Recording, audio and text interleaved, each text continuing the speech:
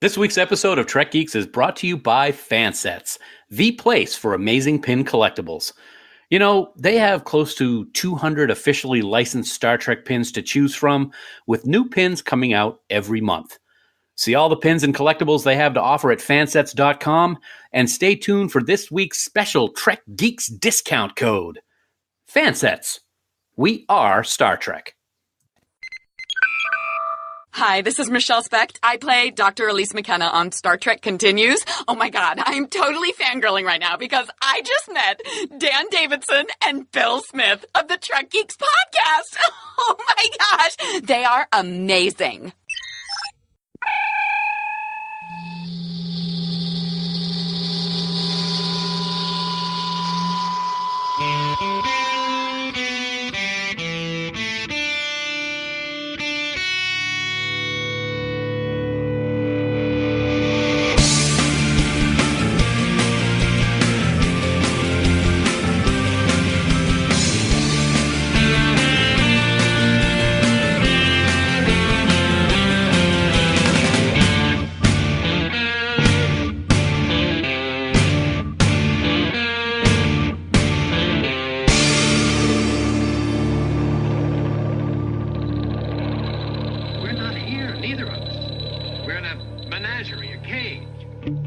From Podfleet Command and the official fan congress on how to do all things Star Trek, it's the biggest little show this side of the Alpha Quadrant, the flagship of the Trek Geeks podcast network. Greetings, everyone.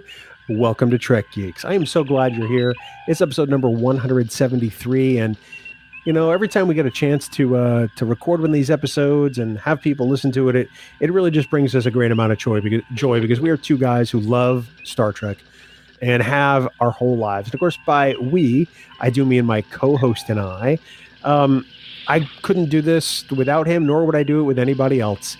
He's the lovely and talented Dan Davidson. And Dan, welcome aboard, buddy. We're going to talk about something we've been wanting to talk about for a while now.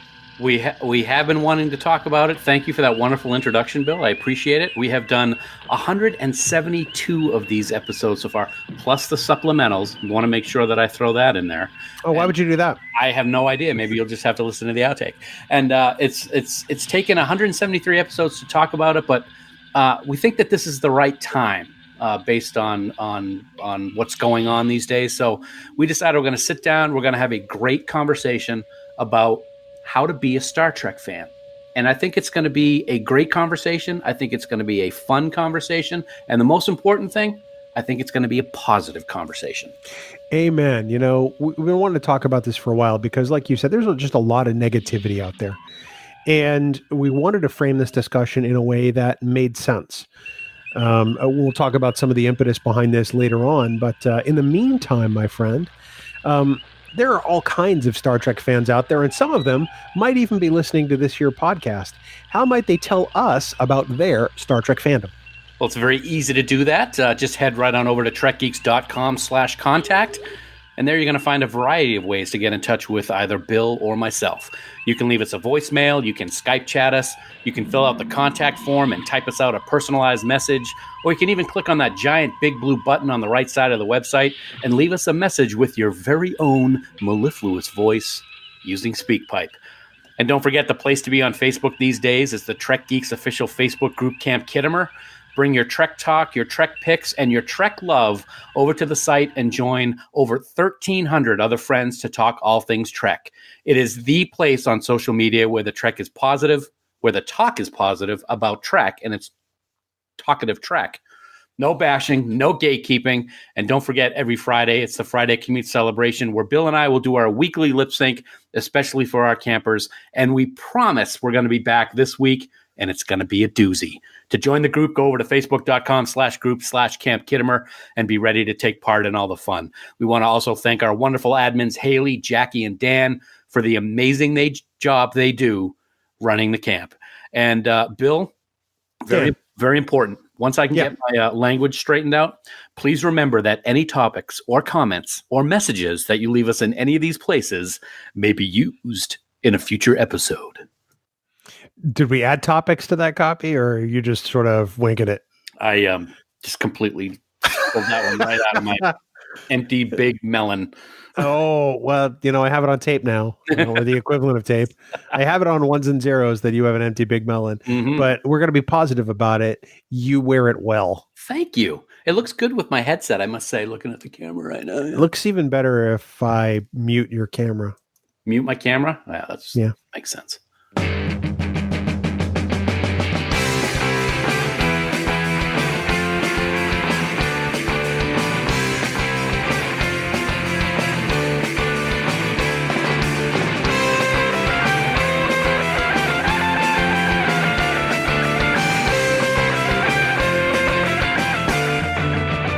So, Dan. Oh. If I bring up the words infinite diversity in infinite combinations, what does that make you think of? Spock. Okay, that's good. Basically, sorry, you asked me the first thing I thought of. No, it's good. What does that bring to mind? What does that mean to you? Everything is welcoming. There is no wrong. We can have differences, but we all come together like this. I like that. Infinite diversity, infinite combinations. It's something that has come to mean a lot to me over the last few years. I think as Star Trek fans, we accept it as part of the universe that we love. It's an idea that the Vulcan society is built on to some extent. But I think that in the last handful of years, it's taken on a special meaning with Star Trek fans too. Mm-hmm. I think it's shown us that, we really are stronger because of our differences when we work together rather than weaker because of them. It's something that I think is such a simple and beautiful concept that I think that it gets overlooked a lot of times. And I think we're going to talk about that and fandom here in this episode today. We both became Star Trek fans as young kids. When you were a kid, what was it that drew you to Star Trek? I mean, obviously it's on, it's spacey, there's Spock, but what was it that made you go back for the second time and the third time and the fourth time? Well, as a young kid, I just enjoyed the adventure. It wasn't until I was older where I started thinking about the whole, the what the story means and is it Star Trek and what is that meaning? When I was a kid, it was the adventure. It was something that was new to me. We didn't see these type of shows before. It was as a kid, even though I said just a second ago, it wasn't the stories. It was the stories from a kid's perspective. You're going and you're fighting this lizard creature, or you're looking at this big shaggy rock that's writing "No Kill Eye" in the stone, and it makes you enjoy it as a kid. It's fun. It's something that you're not used to see it. It's a dream. It's something that's in your imagination that's put on television, and that's something that always drew me to it once I started liking it, because as we've talked about on the show, when I was a very little kid, my brother got to watch whatever he wanted. He wanted Star Trek, and I was kind of forced to watch it. But then I started enjoying it as a kid for that adventure, for that fun, for that scariness in some of the episodes. As a kid, you like to be scared watching TV sometimes. Yeah. I enjoyed stuff like that. So Star Trek as a youngster gave me those things that as a youngster, I really liked to see on TV. I wasn't even though I enjoyed watching them, I wasn't the Bugs Bunny Roadrunner cartoon guy all the time. I wanted real action stuff that I could really watch and enjoy. And being someone who likes science fiction since I was a little kid, once I started watching Star Trek with a mindset other than, I don't want to watch this because Don's watching it, it really is something that I grew to love. Well, it's because Don's a big drag. No, I'm kidding. I'm not. Oh, of course I am. No, I have to agree with you. I mean, when I was a kid, I think it amazes me now when I look back, because I understood the higher concepts of Star Trek even as like a 6 or 7 year old. I think about an episode like "Let That Be Your Last Battlefield," and we say now that it's kind of bonk on the head, but when you're a 6 or a 7 or an 8-year-old kid seeing that episode for the first time, it really sends forth the message, that racism is stupid. And it's one that really resonated with me as a child. As you become an adult, what is it that keeps you loving Star Trek? And obviously your passion for it has changed. Your love for it has changed. You still, I'm sure, echo some of those same sentiments, but like everything, it has to have evolved, right? Well, let me go back to let that be your last battlefield for a second. When I was a young kid, I actually didn't look at it like that. And now this could be the same definition as what you just said, but maybe on a young kid scale. I was like, why is he so mad that that guy's got that color on the other side of his face? That's how I looked at it as a kid. I didn't look at it as the racism aspect that, of course, it was built on and what the true meaning is. So I looked at it with that kind of innocent child question when an episode like that was being seen for the first time. But as I grew up and I got older and I started to really appreciate Star Trek for what it was for the very reasons that we always talk about.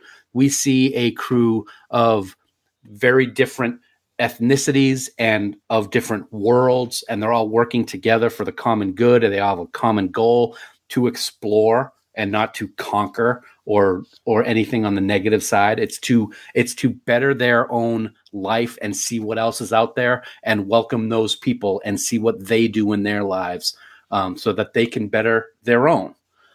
So I looked at it with that very positive aspect. And of course, we bring in IDIC as we grow older and really understand.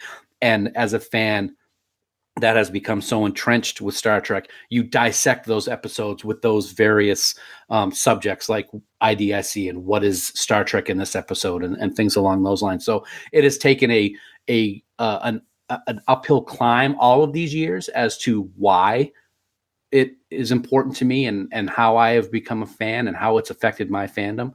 But it all comes down to that basic acceptance that we see in the 24th century. That was, quote, and we're going to say it, Gene's vision. Trademark. Little R with a circle on it. Yeah. I think I feel kind of the same way about that. I mean, there was a good period in my younger adult life, if you will, probably like my late 20s to early 30s, where I just didn't watch a whole lot of Star Trek. And I think it's because I kind of was in conflict with myself. I feel like I didn't necessarily know who I really was or wanted to be at that point in my life. And so I figured that, well, in order to be adult, I have to like adult things. I have to be a participating member of society. And I sort of let Star Trek fall by the wayside. And it wasn't in realizing several years later that the person I was, this Star Trek fan, was the person I was meant to be all along. And you know what? It's pretty cool. Mm-hmm. And it's kind of fueled me from there. I mean, it's been a part of my life ever since then, and it's only grown my appreciation for it.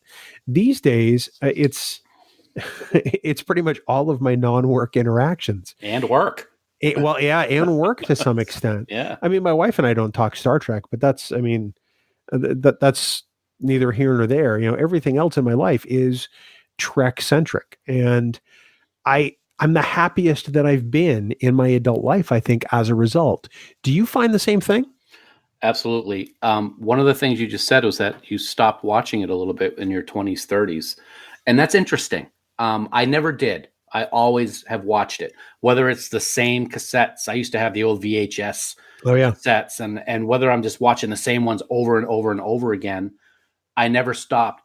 But because of that stereotype that used to be associated with Star Trek, get a life, stuff like that, it was something that I kept quiet for quite a while. Oh, yeah. Then we finally discovered, you know what? There's nothing to be ashamed of. There's nothing to be embarrassed about. This is a great show. It's got a great message. So I came out of that shell, so to speak.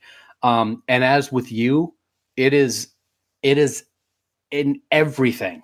I mean, I can remember a year or so ago being at a restaurant with Sue, and I looked down at the eggs that I had just cut without even doing anything. And one of the cuts was the Trek Delta. And I took a picture of my egg white. You sent it to me. Put it on Facebook because that's what everything is Star Trek related, it seems.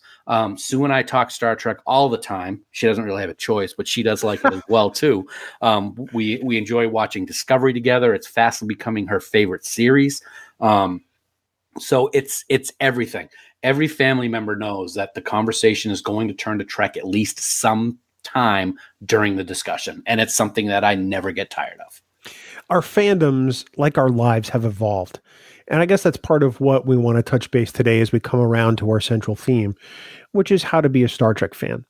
I think that you and I interact with fans of all types from all walks of life, simply just by virtue of having done this podcast for 4 years. And we've met people who have just come into the franchise for the first time. Some people through one of the TV series or even the Kelvin timeline movies. Mm-hmm. We've talked to fans who've been fans since 1966 and fans who have joined, with this journey at every series right along the timeline. Mm-hmm.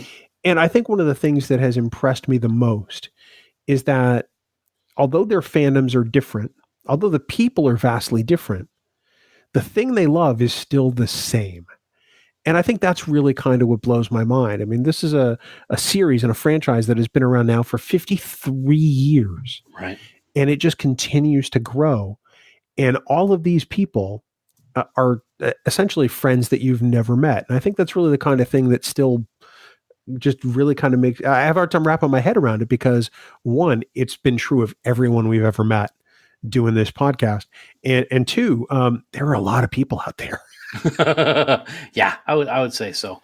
One of the things that I really enjoy is meeting those people who are just getting into it. And the first people that come to mind, I got to say, are Mike and his daughter Emily. She's brand new into the franchise, and they are enjoying that journey so much that they've decided to start their own podcast, and they're doing a hell of a job.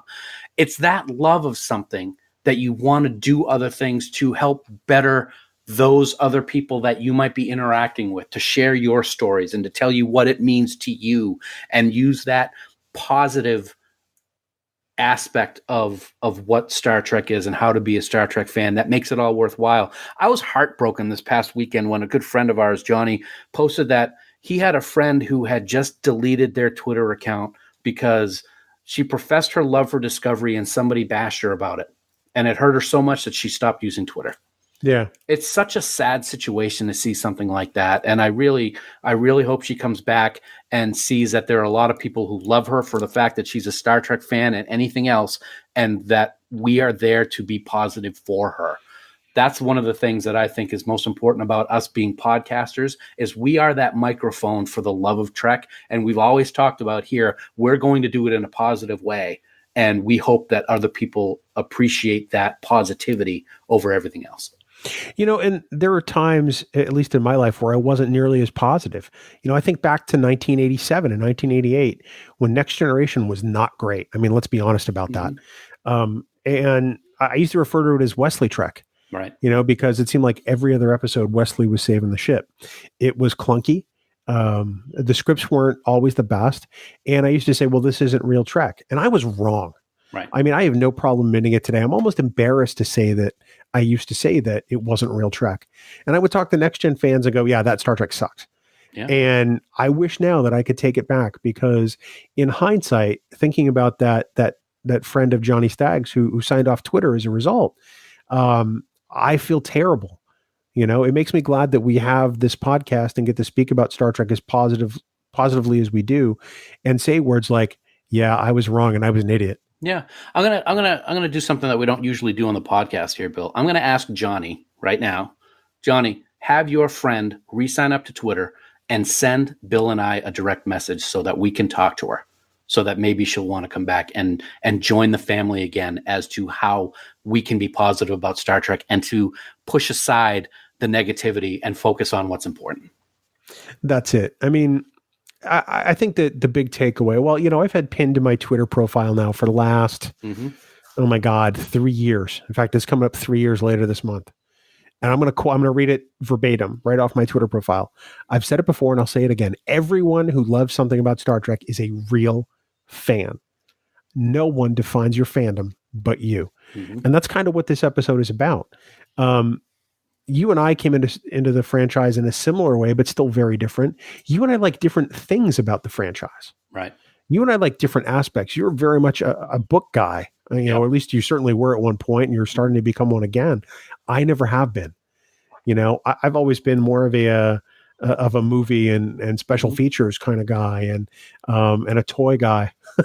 I have boxes upon boxes of toys that just I've never opened and need to at some point. Sure. But,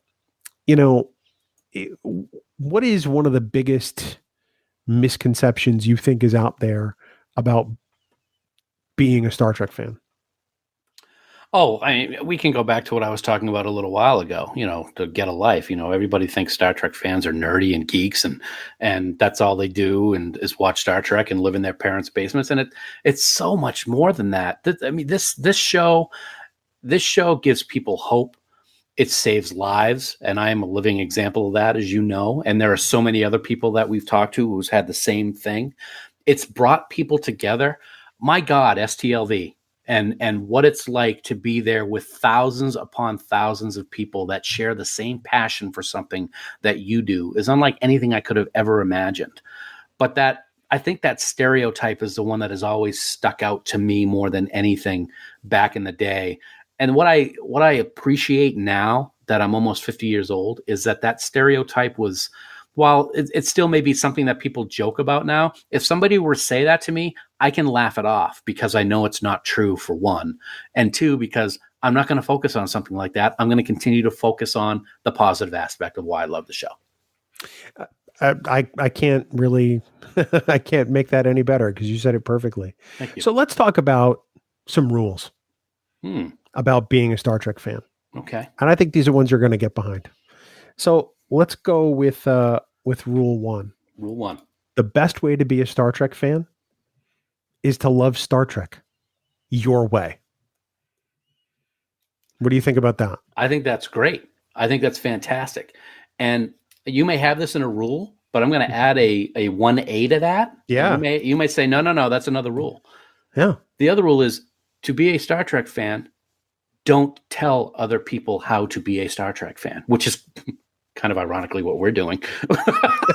Well, that's kind of the hook of the episode. Exactly.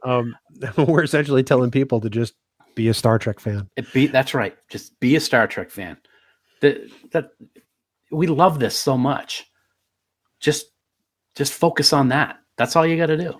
And this is speaking to anybody who's listening. I mean, your fandom is as unique as you are. Mm-hmm. Your fandom's not going to be the same as mine or the same as Dan's or the same as so-and-so on the internet or maybe your next door neighbor. It's going to be different. You're going to love things about it because it's Star Trek, but you're going to like it in a little different way. And it's going to be the way that's the most meaningful to you because Star Trek should speak to who you are as a person. Doesn't take anything away, but I'm going to use this as a small example, kind of tongue in cheek, but kind of serious. I love to make fun of the way Neelix looks when he gets his lungs zapped out of his body. I think it's kind of funny, and I make the face to you. Some people may find that scene extremely troubling, and he's going to suffocate. It doesn't mean that I'm not a fan of it. I just have that fandom in a different way. It's still just as important to me, and I think that that's a message that doesn't resonate with people these days. Their opinion is the right opinion, and that is not the case. It's never been the case, and it never will be the case when it comes to defining how you are a Star Trek fan, because your Star Trek fan definition is whatever you feel about it, not what somebody else says you need to be. That's it. I mean, that really is as plain and simple as it is. Go and love this thing the way you love it, because it's automatically right. There is no wrong answer. Mm-hmm. Let's talk about rule 2. Because your 1A, I thought was a good 1A. Thank you. Rule 2, meet Star Trek people. Oh, yeah. Whether that's going to a convention and meeting some of the actors or meeting other Star Trek fans. Small cons are a great place to meet other Star Trek fans. You don't have to go to Star Trek Las Vegas. It is a huge expense, and we get it. But when we went to Northeast TrekCon in Albany, mm-hmm. I have never felt fandom more energized, in such a small convention. Then, it was kind of like being at STLV, just on a much smaller scale. People were there out of their love for Trek, and that was what made the whole thing so exciting. Absolutely, it's when you're at the smaller conventions, you have that much more intimate time to have discussions with fans and people that are involved in the show. I had a 45-minute conversation with Max Grodenchik at Northeast TrekCon, and it was fantastic. And it was a real conversation. It wasn't a oh my God, this is a guy who's been on television and I just want to hear all the stories. It was a person-to-person conversation. And at the same time, you get that with fans.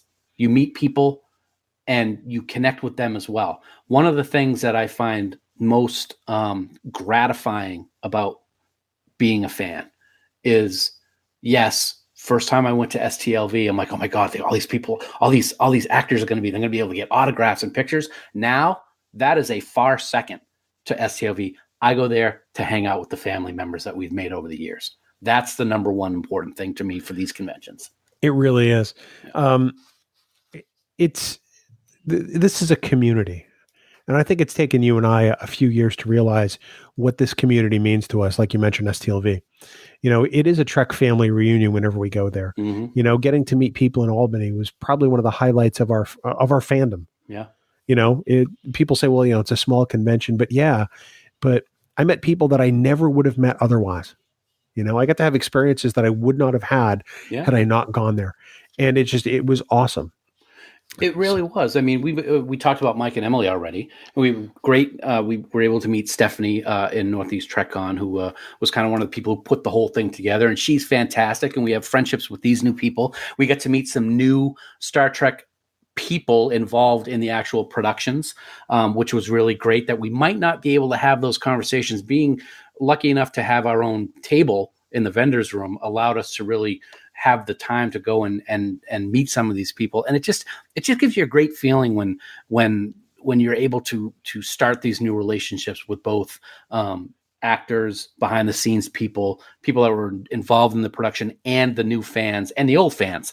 Because we did see fans that we have seen in Vegas. They showed up at Northeast TrekCon. We had a great time reuniting with those people instead of just the once a year. So when is there anything ever really negative to come out of going to a convention and being with these people that you love to hang out with and talk Trek, except for Jim Morehouse?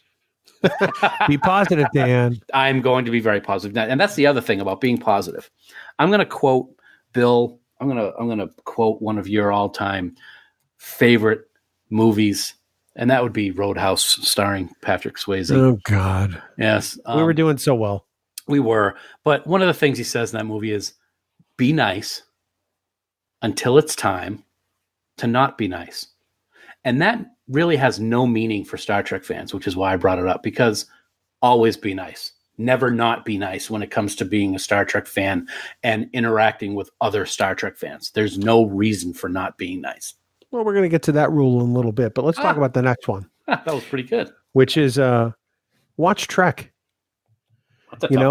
Watch the one you love. We're Star Trek fans. We have things we like. We have things that we may not like as much, or we may have things we dislike. I'm just finally getting around to watching all of Voyager, and it's taken me over 20 years. Yeah, because it's just not my favorite. It doesn't mean I'm going to crap on it. I may joke about it occasionally, here on the podcast, but it's Star Trek, and it's worth watching. But watch Trek, read Trek, just have Trek in your life. That's rule number 3. That's probably the easiest rule out of all of them. We talked about a little bit that I had in the past read a ton of Star Trek novels. And I think one of the reasons that I did that back in the day is because there was no new Trek out there. So I loved seeing these or reading these new adventures that would be going on and picturing in my mind what was going on with Kirk and Spock and McCoy or whatever character might have been focusing on in that particular novel. And then as more of the shows came out and the new series were released, you want to keep doing that. You want to see more adventures with the new characters that you've grown to love in all of these different series. So yes, reading it is very important. Watching it, like you said, Voyager, I've said it 100 times on this podcast. I can never give enough thanks to H&I for having the Star Trek on that they had on back before we moved down to New Hampshire, and I could actually watch H&I because we can't watch it down here because it's not on the cable station, Xfinity. But I did a rewatch of Voyager with my wife. I love Voyager now. We joke about it. We always will. It's kind of fun to do that, but you get a better appreciation when you watch these things again. And that's another level of my fandom that I appreciate, is things that I might not have liked. You rewatch it because, as your rule 3 is, watch Star Trek, you're going to get a new appreciate second shap. Right, exactly. Move along home. And there was a couple other episodes that you said, watch it again and see if you have a better appreciation for it. And I really have. And the same thing can be said of Voyager too.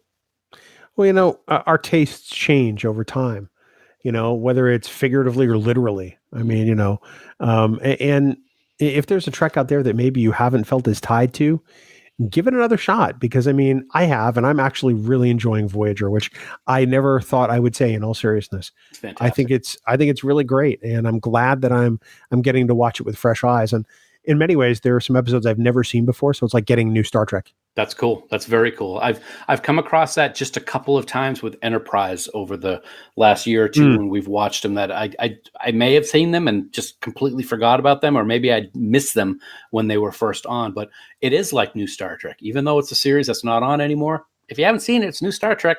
Enjoy it. Watch it. So, Dan, rule 4 is this: wear your fandom on your sleeve, either figuratively or literally. What do you think? I love that. And I do that proudly every single day.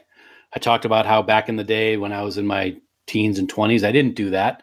And I wish I had, because it's something that you should be proud to love and you should be proud to talk about. And you and I wear it on our sleeve every day, and we'll forever wear it because of the tattoos we have, and other people have gotten tattoos and they show the love. What more can show your love for something than by having it permanently etched into your skin to show the world? And I think that's just something I'm so happy I did, and will always be happy I did. And there's no reason to not wear your fandom on your sleeve. Tell the world. It could be a Fansets pin. It could be a T-shirt. It could be a hat. It could be anything. It could be a watch. It could be some piece of jewelry.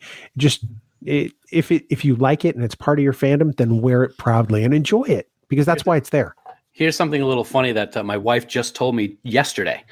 She was at the gym that we go to, and she was doing her workout and everything. And one of the trainers came over to her, Matt, who of course and looked at her and said, he goes, "Do you have any other shirts that you wear to the gym other than Star Trek?" Because, of course, I get her all kinds of Star Trek shirts. She looked at him and smiled and went, "Nope."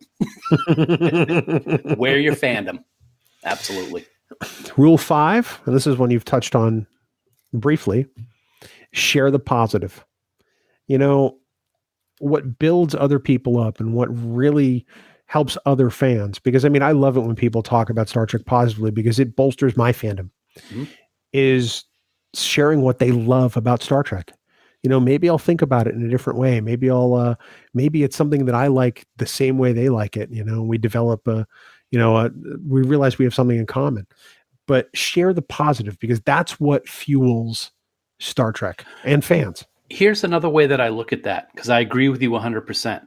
But there are going to be times, we've done it on this show, we've done it on Discovering Trek, where there might be aspects of a series or an episode or a character that we might not like as much as the rest of the thing. That doesn't mean you can't say you didn't like something, right? But do it positively. So take that, share the positive, and turn something that you're talking about that may not be something you appreciate or like, but be positive about it. There's nothing that I will stop reading faster than a negative comment that just is somebody being a troll. That doesn't accomplish anything. If you can have a positive dialogue with someone about something that you may not like in a particular episode or a character development, it's going to be better talking about it positively, because, as you just said, talking about it in that way can make you have a new appreciation and understanding for where that person's coming from, instead of just shutting them out because they're being a jerk. Well, and this takes us right into rule number 6, which is don't blow out someone else's candle. I think back to, those times when in 1987 and 88, when I would crap on Next Generation, and that was wrong of me to do. Yeah. And I know now that, that's somebody else's fandom. If they love Next Gen, then more power to them. Mm-hmm. You know, I was late to the game. You know, I eventually loved Next Gen by season 4, but still, it was not my responsibility to do that. But there's no need to crap on someone else's favorite thing about Star Trek because it's theirs. And it's unfortunate, and we're not going to talk about negative stuff, but it's unfortunate that we're seeing that now, today, 2019, than we ever have seen before in the last 53 years. The way that people are blowing out that candle, so to speak, for people that love Discovery just really gets under my skin. We both love Discovery.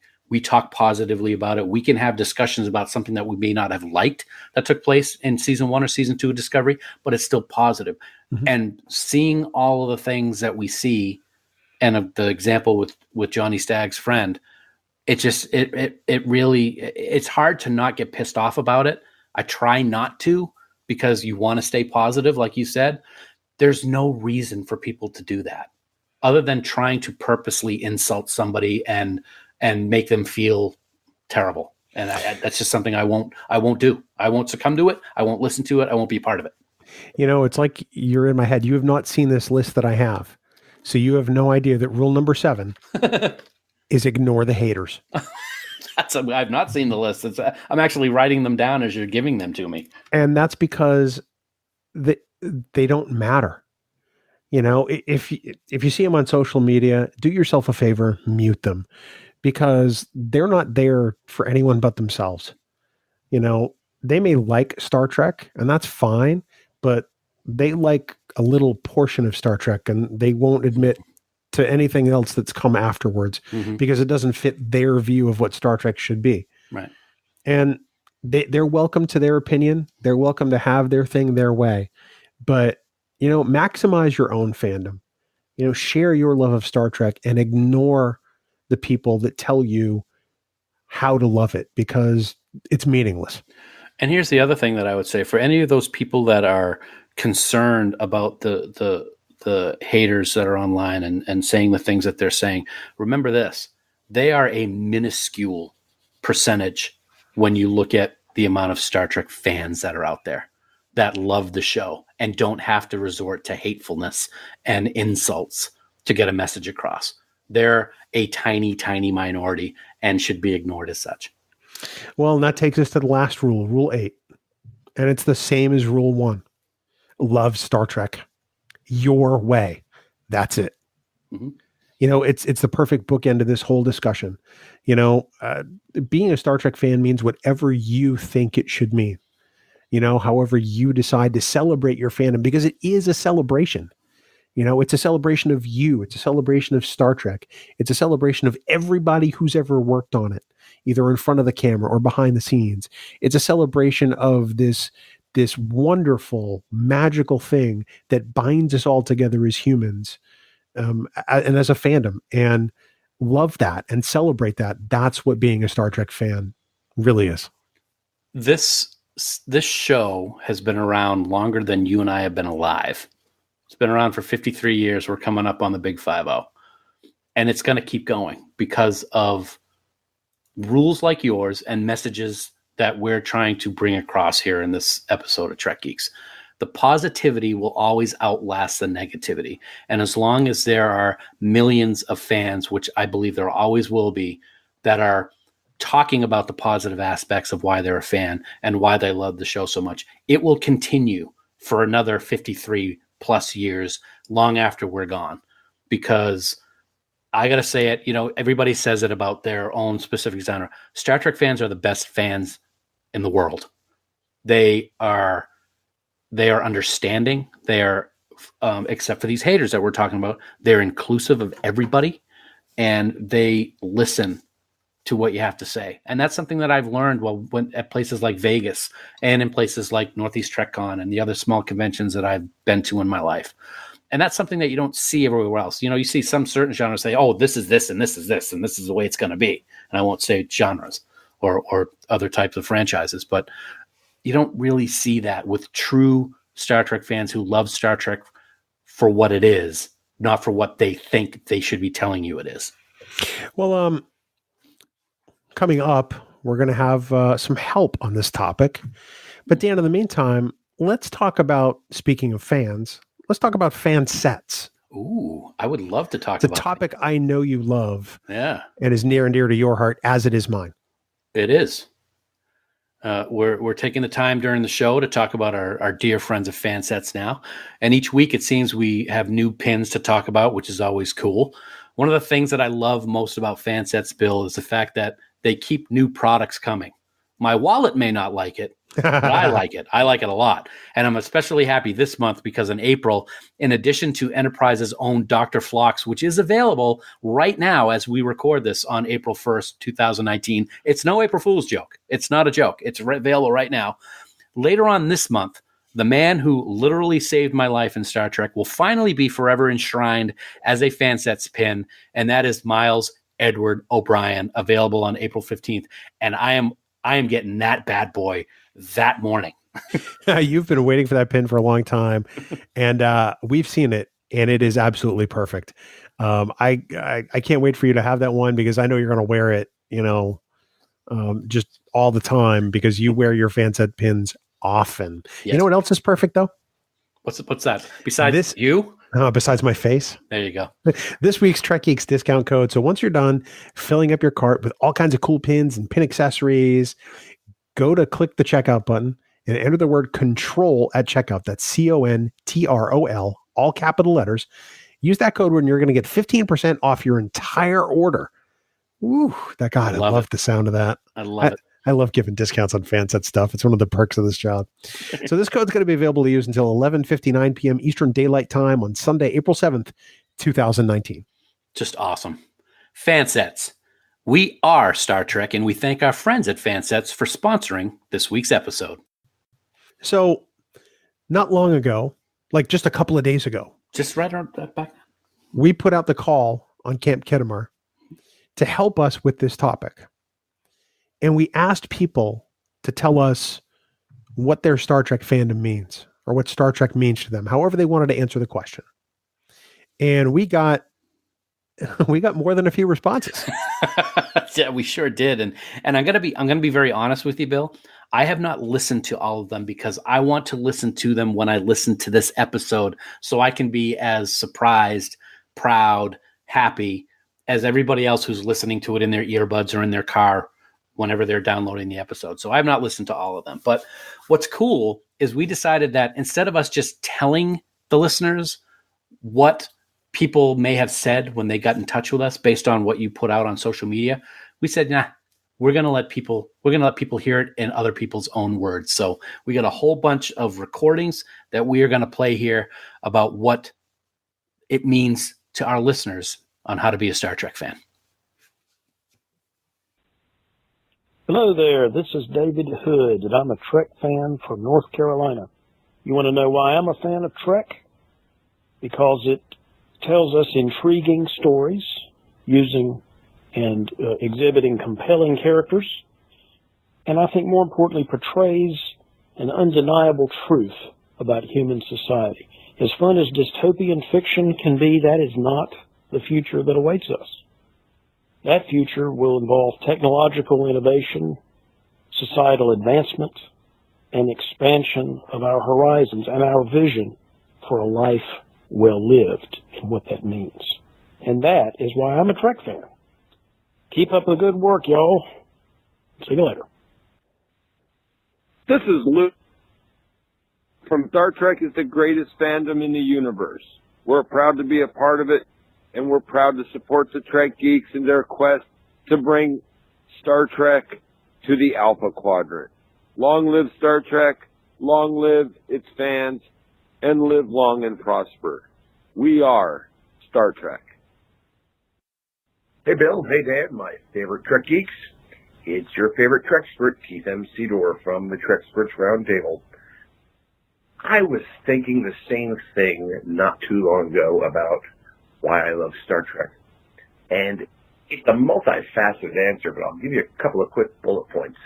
I remember I was about 4 years old, and my dad was watching, which was actually the very first aired episode of The Man Trap, and I had zero desire to watch this show. But then I saw them beam up, and at 4 years old, that was the coolest thing I'd ever seen. And what's cool about Star Trek is that my understanding of it and my appreciation of it has evolved over time, much the way the show itself has evolved over time.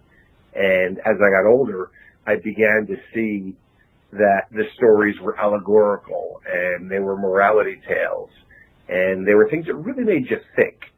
And that's why you get little books and posters.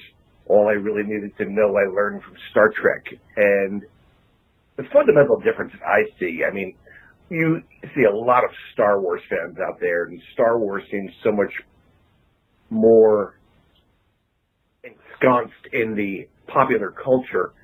But I think it's because Star Wars is science fantasy. You know, it's a long time ago, a galaxy far, far away. It's the classic tale of good versus evil.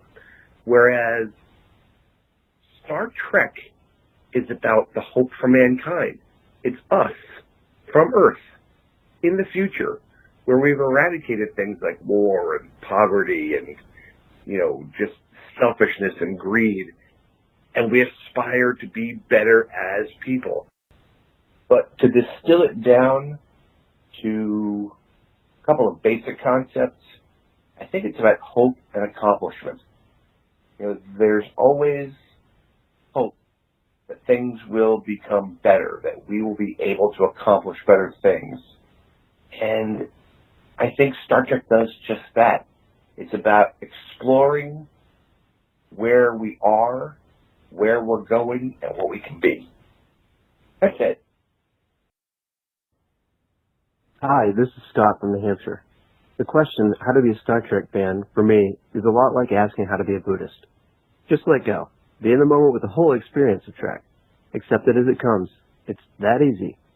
I love Trek because for me it has always been a message of hope for a better future for everyone. Star Trek is inclusive, not exclusive. The central theme of all things Trek is accepting that diversity is strength. We see and hear this message in every episode, in every Trek series. Nothing in life is perfect, and few things will meet all of our expectations. So I have to ask the folks who are gatekeeping, would you rather have some Trek or no Trek? For me, the answer is simple. Give me all the Trek I can get and leave the judgment at the door. Thanks for letting me share my thoughts. Live long and prosper, everyone. Hi guys, this is a message for the Trek Geeks. This is Nick, a long-time fan and first-time caller, and answering for the call to talk about Star Trek and the meaning of Star Trek in our lives. I have been a Star Trek fan since I was a little kid when TOS was in reruns in the mid-'70s.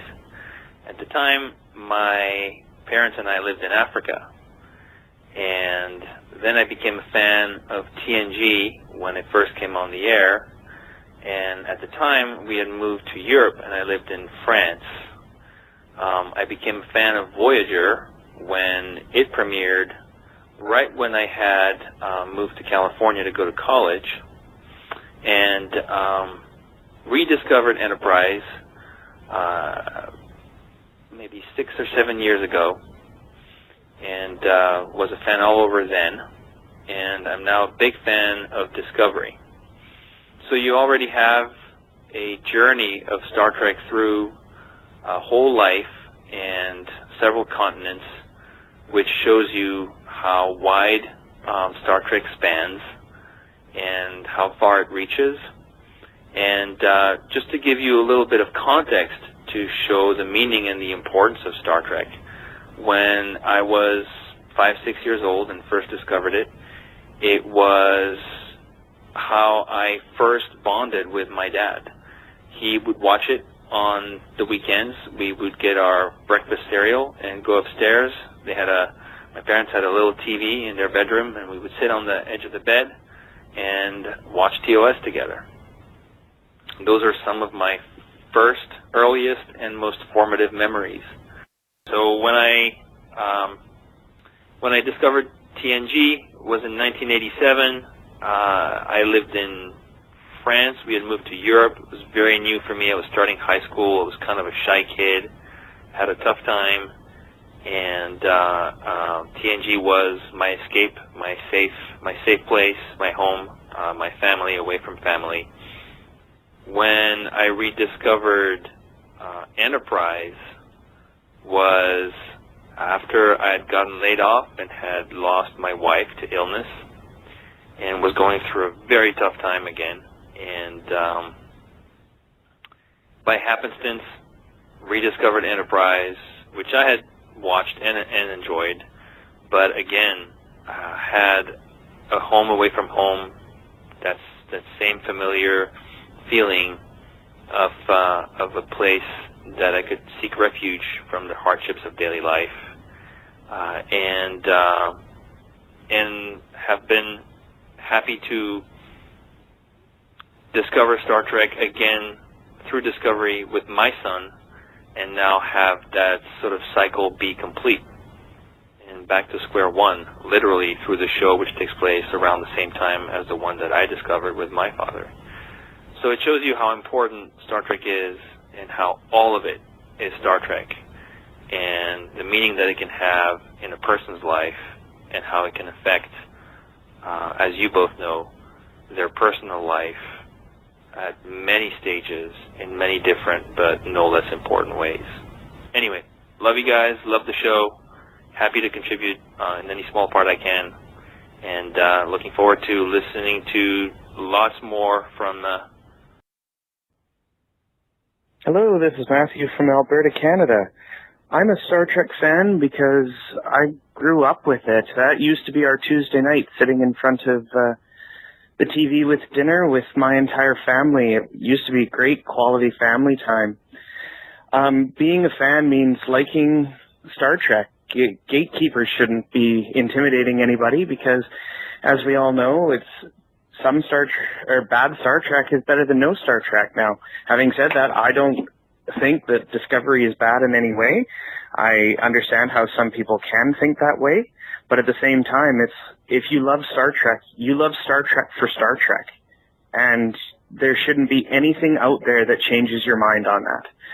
Thank you to Bill and Dan. It's a great show. I love listening, and I look forward to the next episode. Thanks, guys. Bye. Hi, Bill and Dan. Brenda Handom here. And I have been a Trek fan since 1966 when I was 12 years old. I love Trek, period. Love Discovery.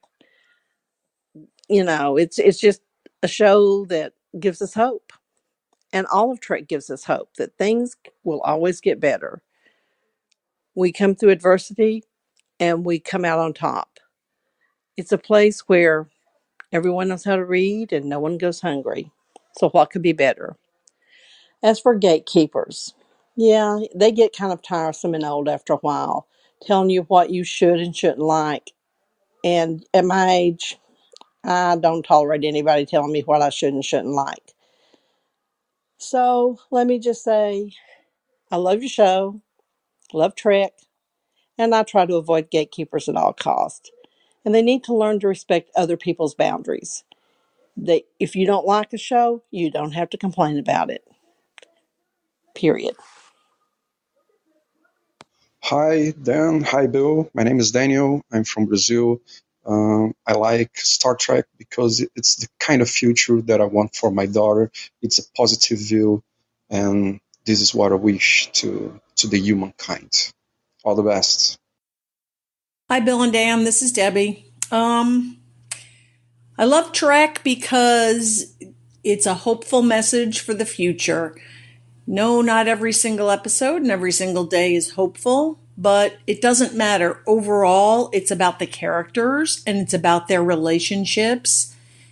And it's not Alien of the Week or Destruction of Earth or any of those things. I have loved this show since 1966. I will never not love this show. And it doesn't matter what any of the haters say. My dad and I used to watch it together. My son has been watching it since he was born and perhaps a few months before. We are a Star Trek family.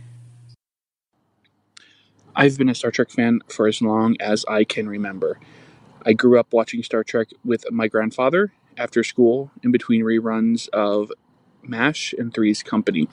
My first memory of Star Trek at the movie theater was the search for Spock with my dad, my brother, and my grandfather.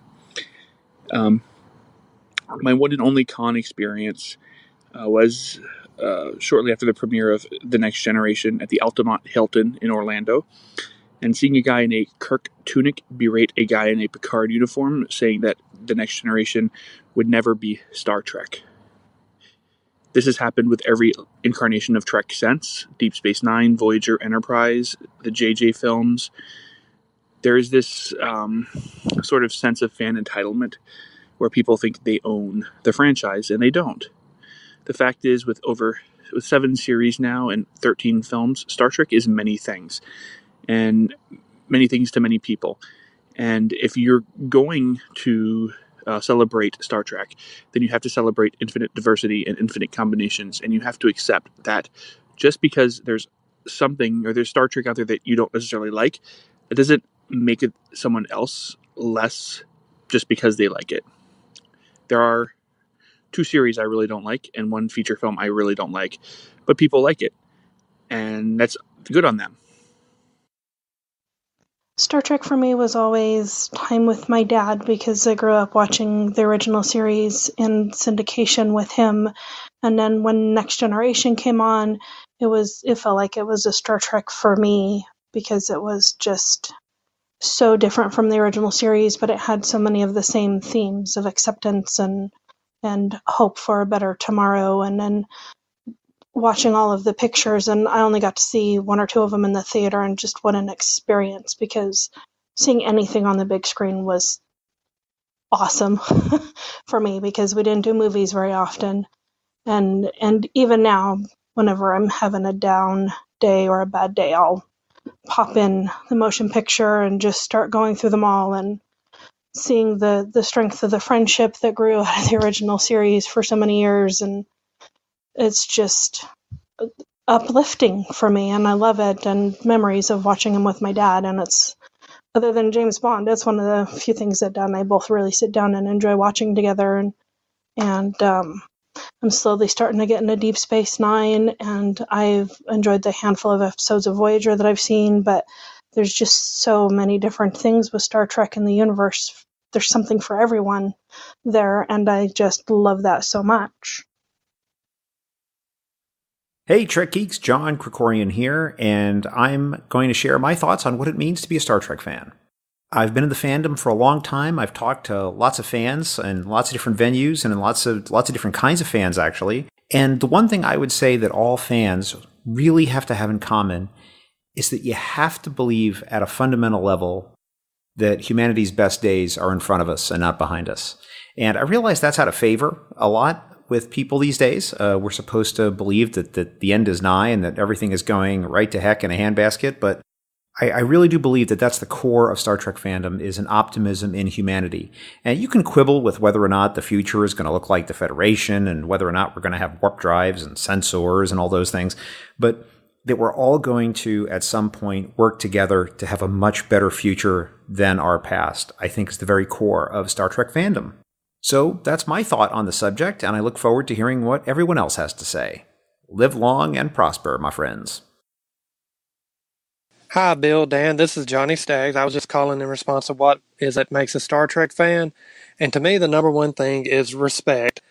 One thing Star Trek taught me coming from a small southern town is about respecting one another.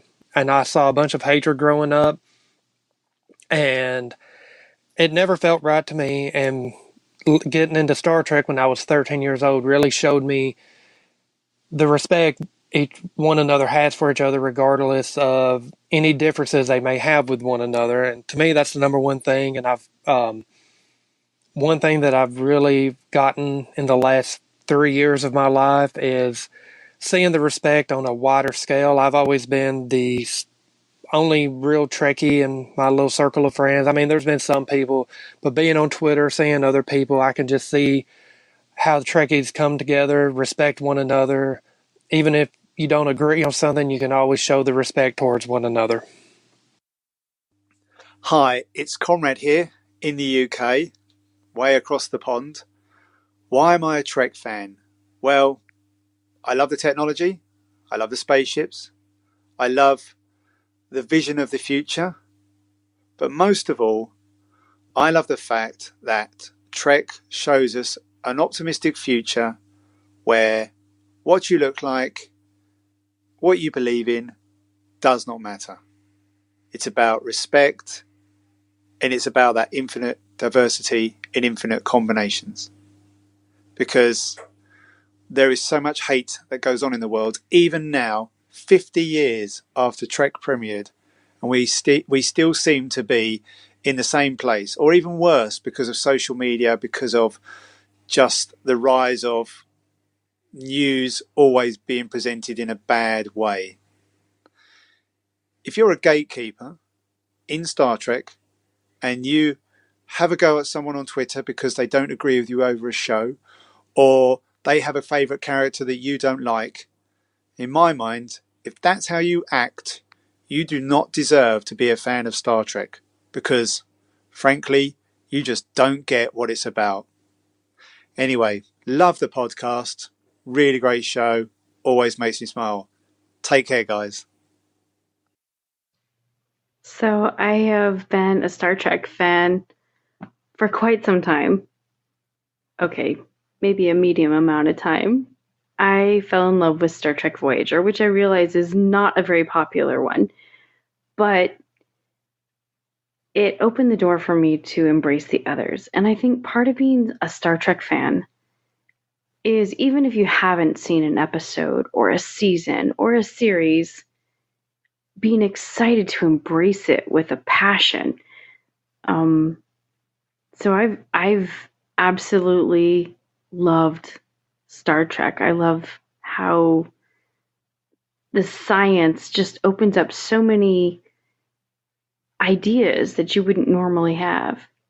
And the fact that we all get to come together and embrace different types of technology, or talk techno-babble to each other, or just love the techno-babble that we hear. Where else can you do that? So anyone could be a Star Trek fan. I mean, even if you don't know it, being willing to embrace it is where the passion lies. That's where the basis of being a Star Trek fan is. Hi, Bill and Dan. Rick Tatro here. Just wanted to chime in on your how to be a Star Trek fan question. I've been a Star Trek fan my entire life. I literally cannot remember a time when I didn't know about Star Trek. And it got me through a lot of hard times as a kid, multiple divorces by both parents, being a nerdy, introverted, chubby, bullied nerd in school, all the stuff most of us have been through.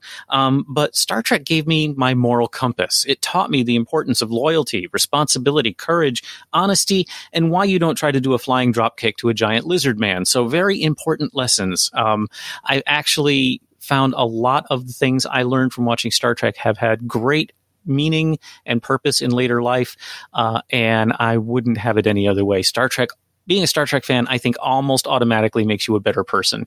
It teaches you to acknowledge the other and realize that everybody is the other to someone else. And so if we can accept that the ravenous rock monster is actually a mother guarding her young, maybe we can accept that the guy on the other side of the parking lot maybe is just having a really bad day, and maybe we should cut him some slack. So thank you guys for doing this. Y'all are wonderful as always. Trek Geeks is awesome, and live long and prosper.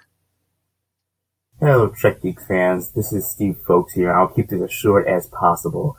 The worst part about this whole toxic fandom that we've fallen into is the fact that Star Trek and many other fandoms like Star Wars and Doctor Who, things like this, they were our go-to place. They were our safe place. When I was growing up, and I'm by no means an old man or anything, but when I was growing up, being a Star Trek fan or a Star Wars fan wasn't something you really shouted from the rooftops. It was something that you would get made fun of for it, and so you always had that community mentality where real life, would kick you in the shins, but, you would have your community of family that you can call home, where you can relax with, being a Star Trek fan with other fans. And now that sense of community and family has just, been shattered. And I don't even limit that just to Star Trek. The same thing we're seeing in Star Wars and Doctor Who and these other fandoms. Everything is so divided, so divisive. It's really, really sickening. And it doesn't need to be. The people who want to safeguard this stuff are doing more harm to the community than good. Hi, Bill and Dan. This is Tom Durr from Houston. The question as to why you're a Trek fan has to go back to my childhood. I was 10 years old when Star Trek premiered, and I was hooked from the beginning. Along with that was a space program in full swing to put a man on the moon. Of course, back then, my heroes were the Apollo astronauts, along with Captain Kirk, Mr. Spock, and Dr. McCoy. It was a great time to be a kid. But what kept my interest as an adult were the characters, stories, and possibilities, most of which wrapped around the bridge crew. But the biggest character, to me, was the icon of Star Trek, the Enterprise herself. I think what this means as a Star Trek fan is that we all share the same vision. Whether your interest is in the celebrities who play the parts, the technology that keeps it plausible, the model making and filmmaking that makes it visually stunning, it's all tied together. Every fan appreciates a piece of it. And thanks to podcasts like Trek Geeks, we have a chance to share our interest with like-minded fans. And coconuts. So I thought about this for a little while. If you like anything that's Star Trek, you're a Trek fan. And there will always be gatekeepers, and there will always be people that will try and take pleasure in crapping on anything that you like. But you know what? There are a lot more people out there that like what you like. Connect with those people. Don't engage the people that are trying to drag you down or make you uncomfortable or make you upset. Why? Because that's going to give them pleasure. Anybody that likes Star Trek is all right in my book. Unless they're going to be a gatekeeper, hurt other people with their thoughts, and voicing their negative opinions about other people. Either way, like what you like. Connect with other people that like what you like. Overall, the Star Trek fan community is a pretty accepting bunch. And that's pretty cool. Anyway, I hope that helps some people out there. You have a good day, everybody. To me, being a Trek fan is that there's room for everybody. Trek isn't just for the people who know the name of every single episode or have been to Star Trek Las Vegas 17 times. It's accessible. It's available. Everybody can be a Trek fan if they want to be. Just because they're not watching the latest episode of Discovery or don't know the really obscure reference in that one episode that one time doesn't mean that they're any less of a Trek fan. And people who try to close doors on people who maybe don't have those types of experiences, or people who feel superior in their Trek knowledge and try to keep people out, just really are not fair to people who are wanting to be a part of that community. And I think that I've met some of the greatest people I know just recently through being involved with different Trek events, and not knowing them would be really disappointing. And I'm really lucky to have that opportunity. And I guess that's really what means the most to me about being a Trek fan. Hello, this is Lionel Marchand, and I became a Star Trek fan at a very young age. I became a fan for three simple reasons: its stories, its characters, and its lessons. All of this pulled me in at a very young age. My biggest takeaways from Star Trek: I learned about feelings of loyalty and friendship. It cultivated a love for technology and gadgets. It taught me to value diversity and to keep an open mind. Star Trek will never be just a show to me for these reasons. Hey guys, this is Matt from New Hampshire. Thanks for the opportunity to share my feelings about my Star Trek fandom. I am a Star Trek fan, I love Star Trek, and I love the people in and around the Star Trek universe. Actors, writers, directors, visual effects creators, orchestrators, and fans. Being a Star Trek fan is the best. Who wouldn't want to be surrounded by the incredible positive energy that inherently comes with Star Trek fandom? Sure, we all love to compare notes on which ship we like best, which captain best rose to the challenges placed before them, which storylines are most engaging, which movie is better than another. That's a part of being a Star Trek fan. That said, we are in this together. Our love for the franchise binds us together, and we know it. It is altogether comforting and invigorating. I think we can all be better stewards of this amazing universe with indelible characters, incredible storylines, and a gift for providing us years of fantastic entertainment. Being a better steward doesn't mean telling other fans how they should think or feel about a series or a group of writers or a uniform style. It does us no good to question why another fan hates Janeway or thinks that our Discovery's Christopher Pike is too tall or too old or too witty. Take Anthony Rapp's advice. If you don't like it, move on to something else. There's plenty of other entertainment out there. I have so appreciated the opportunity to meet such fantastic, unique, awesome fan people at STLV. Being a Star Trek fan means so much to me, and just hearing them and hearing their stories have made me a better fan. I have had the incredible privilege of telling my heroes this to their face, whether it be to the legend I looked up to as a boy in Captain Kirk, my college idol William Riker, or my new Star Trek inspiration Paul Stamets. Thanks, guys, for all you do for Star Trek, and for the continued inspiration you provide to my individual fandom. Oh yeah, and Bill, your face. Hey everyone, it's Casey. In thinking about being a Star Trek fan and gatekeepers, I think for all of us who are fans, there's something special that we find in each different iteration of Star Trek that resonates and is special for us. So thinking about it, I kind of go, like what you like in Star Trek, dislike what you dislike in Star Trek, but then be respectful of what other people like and dislike.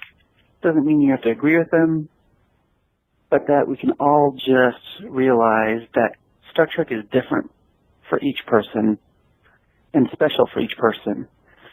And it may be in a way that we think is crazy or silly or stupid, but there may be something that we love in Star Trek that other people think is crazy and silly and stupid. So, getting to the point, enjoy what you enjoy, let other people enjoy what they enjoy, because it's not hurting anybody. And for the gatekeepers, honestly, get a life. Thanks. Bye. Well, first, we have to thank everybody that sent us a voicemail. That was a lot of voicemail. I was so excited to get each and every one of them and to listen to it. And from the bottom of our hearts, thank you so much for sharing your stories about Star Trek. And thank you all for being a part of Camp Kittimer. You make Camp Kittimer and fandom a fantastic place, every single one of you.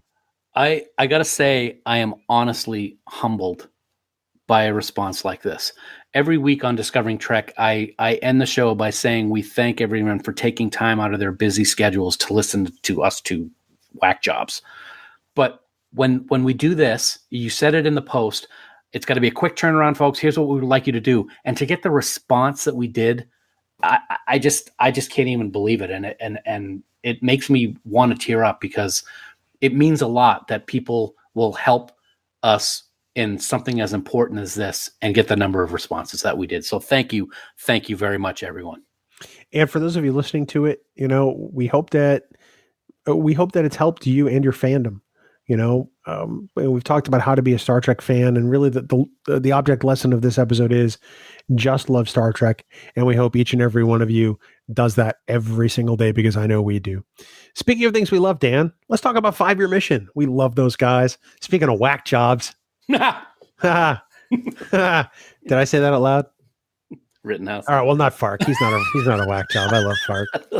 Farky. We are so grateful to them to use their music every single episode of Trek Geeks. It's something that works. It's something that's worked since day one, and it is a vital part of this podcast as much as you and I are. So I want everyone to head out to 5yearmission.net. Go download every single one of their albums, because you are seriously going to become a big fan. We've been talking about how to be a Star Trek fan. You should add listening to 5-Year Mission to that list, because their songs are fantastic. How to be a 5-Year Mission fan is real easy. Just listen to the songs, because then you're going to be one. And you're going to always be one, because it's good. Absolutely. Fact. What's interesting, Bill, is over the past week on Twitter, we've been talking about Twitter a little bit tonight.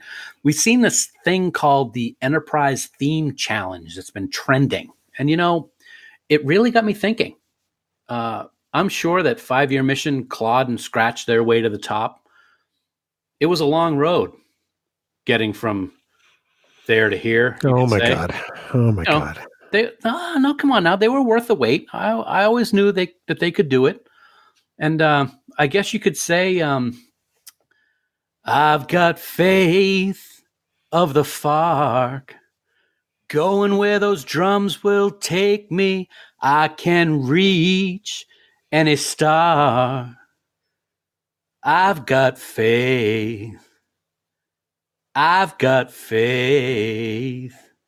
Faith of the Fark. Yeah. If I were in a car right now, I'd be driving into a bridge abutment. Gee, my crickets. Because shutting off the car radio just wouldn't be enough. See, he brings me to want to be one of song, and maybe help him on a track when year 5 comes out. That's 5yearmission.net. Download all their albums, please, before Dan starts singing again. But at least this time you're not singing a 5-Year Mission song, so you're not going to get sued. No lawsuit. So please don't forget, you can support the Trek Geeks Network podcast by subscribing to bonus content via Patreon. Get access to our Carpool Conversations videos and other exclusive content. See the first of our brand new gorgeous annual supporters pins from Fansets. God, I have mine in my cubicle at work, and I love it. And I designed the thing. That's how much I love it. Dan's holding one up in front of the camera right there, and I'm like, I made that. And of course, check out our exclusive Podfleet t-shirt along with so many other perks, Dan. A lot of perks. But we would like to take a moment to thank our associate producers for Trek Geeks. We are just so grateful for their support. And like I said, the list keeps growing, dude. It's like, wow. So thank you so much to Adam Sanders, Brandon Everidge, Heather Sohn, John Krikorian, Peter Craig, Rick Tatro, Trey Womack, Shane Murray, Sean Lynn, Tim Robertson, Tim Serdar, Vikram Bhatt, Greg Rozier, and Andy Fark. That's wow. That's awesome. I love that Fark's an associate producer now. We also want to thank the producers of the Trek Geeks podcast for their support. They are Ken Tripp, Casey Shafsky, Charlie Mulvey, Chris Trabuzio, Craig Ewing, Eric Extreme, Jackie and Chris Hackney, Leonel Marchand, Matt McGonigal, Mike Bovia, Harry Michelson, Norman Lau, Patrick Escudero, Sean O'Halloran, and of course, the lovely and talented Scott Vachon. If you'd like to become a producer on the network or even get access to the raw audio for Trek Geek episodes, head on over to patreon.com/TrekGeeks. Dan, next week, we're going to head back to the original series to discuss at length an episode to be considered by many as one of the best. I love deep diving into original series episodes. They are so fun. I agree with you, Bill. It's a perfect example of what Star Trek was all about back in the 60s, facing the unknown, seeking out new life forms. And this was certainly one of the best. But I got to say, man, poor Schmitter. I mean, he was burned to a crisp. So next week we're going to deep dive into the TOS classic Devil in the Dark, and it'll happen right here on Trek Geeks, the flagship of the Trek Geeks podcast network. God, flagship sounds so important. You know, we have a flagship. I'm going to wave my flag. I make things go. I am smart. Dan, for more great Star Trek discussion, we want everyone to head out and check out. I can't even say the words. I'm still crushing on being smart for once. Flagship. Flagship. Check out the Tricorder Transmissions online at the tricordertransmissions.com. So many podcasts, man. I mean, something for everybody. Some of my favorite podcasts are over on Tricorder, and some of yours, no doubt, will be too. And of course, our friends at treknews.net, where you can find all the news on all the Star Trek show. For now, I'm still recovering from being a flagship. I'm a flagship. Flagship. Hashtag I'm a flagship. That's a hashtag. for I can't even say the words. Live long and prosper. Coconut. Bye. Oh, you really did it. I hate you. I knew it. I told you you were going to get it. Coconuts are not dangerous. Flagship. Flagship. Coconut. Ship. Music for Trek Geeks is provided by 5 Year Mission. They are writing one song for each episode of the original series. Download their music at 5yearmission.net. Trek Geeks, a Star Trek podcast, is a production of Coconut Media Works, executive producer Bill Smith. For even more Star Trek discussion, check out Discovering Trek, a Star Trek Discovery companion, available on Apple Podcasts, Spotify, and discoveringtrek.com.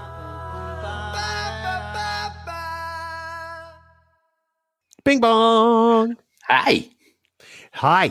Bing bong. Bing to the bong to the B-O-N-G. Yo. Bada boom boom. This is like Howard Wolowitz trying to rap. Just please don't do it. No. So, okay. I won't. Although I think you could get away with like a belt buckle collection like he has. Podcaster Bill was at the mic. You should stick to your Michael Jackson impersonation. Oh my goodness gracious. Where are we going with this? Wow.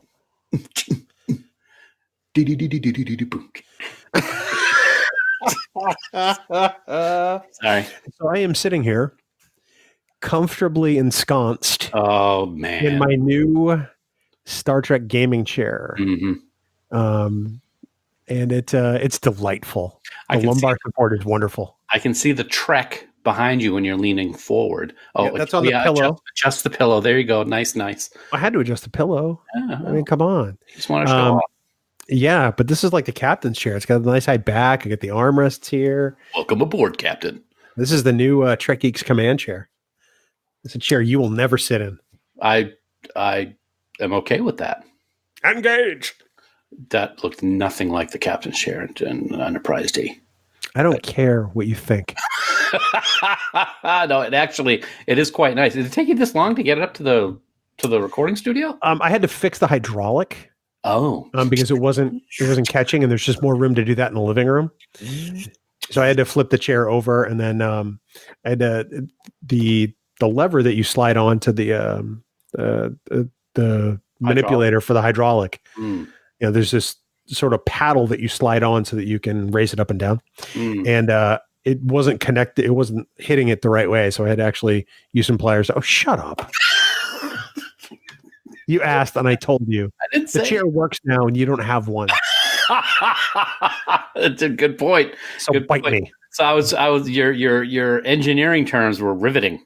There was a paddle thing that had to go in the manipulator for the hydraulics. Do I build chairs for a living? Yeah, why don't you regale me, Geppetto? Why don't you build something? I would never attempt to because I'm not that smart. These days you'll turn into a real boy. Like, goodness gracious. A lot of vitriol in your voice tonight. That's because I have a captain's chair. Almost had water all over my monitor just now. As I drink my Hint Honeycrisp apple. New from Hint Water. DrinkHint.com. Yeah, let's do spots for companies that aren't giving us money. That woman who runs Hint, who is already a multimillionaire, has enough money. She doesn't need our free plugs. We may not get money from them, but I get refreshment. Yeah, I get refreshment from plain old water out the dispenser on my fridge, and it's delightful. This bottle of water brought to you by Bill's Fridge, serving fine water since 2007. And it's in a very nice container, I see. It is. It's my Healthy Human reusable water mug with my Trek Geeks decal on the front. I don't care about the mug. I was just talking about the logo. I don't care what you don't care about. Okay, so speaking of logos, I got a story for you. Yeah, I can't wait for this. Regale me. So as you saw, I got a new Trek Geeks trailer hitch cover for my truck. Okay, great. And my family was over the weekend, and I brought my brother-in-law in the garage to show it to him. And I go, hey, check it out! I got a new one. It looks pretty good, doesn't it? And he just kind of puts his arm around me and says, yeah, that's great. I said, hey, would you like one? And he turns and his car's right there. He goes, I don't have a trailer hitch on my car. I said, that's okay. Would you like a sticker for your window? And he goes, yeah, I don't have a window. I was like, he also doesn't have a brain. You're a jerk. And I walked away from him. He also doesn't have a brain. I just hit the mic with my fist. I'm sorry. I heard that. That kind of resounded in my ears. I can't wait to leave that in the outtake. That's going to be phenomenal. Good. All the people know I'm trying to punch you through the ether. What? That doesn't even make sense. How do you punch someone through ether? I don't know. Isn't ether the stuff that you knock somebody unconscious with? In a Looney Tunes, in a Looney Tunes cartoon, sure. That's chloroform. Maybe in 1935. Is this really? You're having a coughing fit, aren't you? That's awesome. Dan's dying. Oh, wow! It's the day I've always waited for on Trek Geeks. It's only taken 173 episodes. This is episode 173, right? It's 173, so it's only taken 172 episodes because we haven't recorded this one yet, dummy. We're recording it right now. No, this is the outtake. It's the outtake. Yeah, it's still going to be part of the episode, isn't it? It's not complete yet, so we have not done 173. We have not completed 173. We've actually done more than 173 recordings. Count the supplementals there, Chief. I do count the supplementals. You always talk about... See, I can't even say it. That's because that's the sound of you backpedaling. It's beautiful. Oh, man. Here we go again. Oh, it's going to be a good one. How to be a Star Trek fan. Yell at Dan Davidson. That's right. So he coughs so much and he can't counterattack with his correct answers. Well, some would say you couldn't anyway, but some would say that. Yeah, only the right people. Your face is dumb. Ooh, sick burn. I tell you I have a Star Trek chair? Yeah. Did I tell you I care? You do care. I do care very much, actually. Look, where'd you buy that? No, I can't. I saw the price. I'm like, I just can't. At the Star Trek chair store. I can't do it right now. My old chair was like 20 years old, and the armrests are falling off it. And I was like, yeah, it's time. Whatever you have to tell yourself, man. That's all right. Or I tell myself, I have a chair and you don't. Touche. Did you know this pillow comes off? Can I smother you with it? See? Oh, and it even says Star Trek behind it. That's cool. Yeah. Oh, it's great. No, you can't smother me with the pillow because it's little. Not like your face. So you're saying I got a big face? Yeah, it goes with your giant melon. I do have a big head. Yeah. You do. It is. There's a lot of brains in there. Yeah. So anyway, here we go. And begin.